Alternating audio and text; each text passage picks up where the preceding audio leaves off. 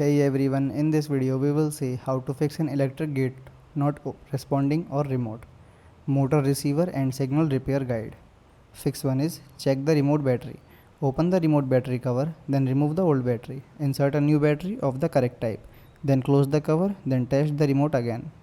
Second one is make sure you are within range. Stand closer to the gate, then point the remote directly at the gate receiver. Press the button again, then remove any object blocking the signal.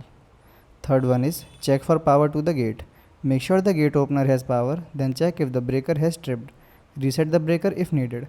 Check the power switch on the gate motor, then try the remote again.